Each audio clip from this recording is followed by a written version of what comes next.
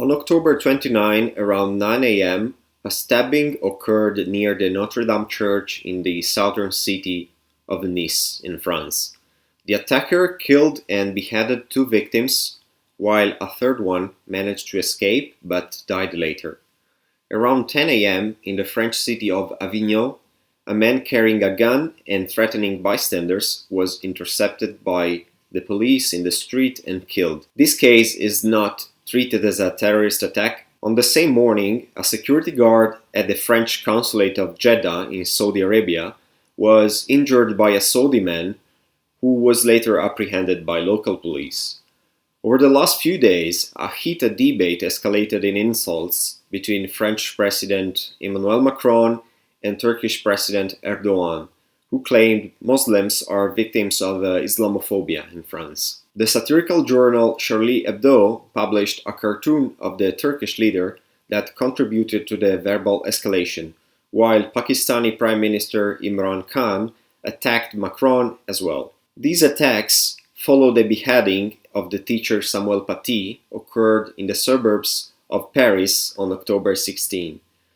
That terrorist attack was carried out by a 18-year-old Chechen who radicalized and decided to take action after parents from the school asked for the punishment of the teacher who showed cartoons of the Prophet during a course on the freedom of expression.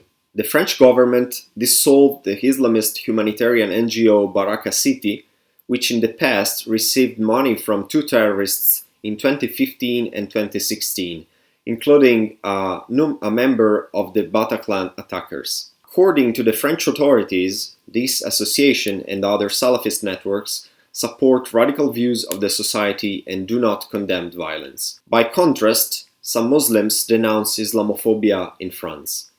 President Macron launched a campaign against Islamist separatism to defend the freedom of expression and the secular nature of the state.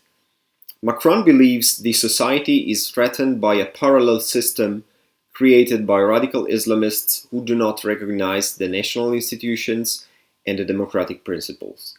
He also believes that as long as political Islam will pursue its radical agenda, it will offer an ideological justification for terrorism. France is not only the EU country with the largest number of jihadist terrorist attacks, 42 between 2014 and 2018, but also the country with the largest number of suspects arrested for jihadist terrorism in the same interval. This situation is expected to escalate further, likely with new terrorist attacks and social polarization.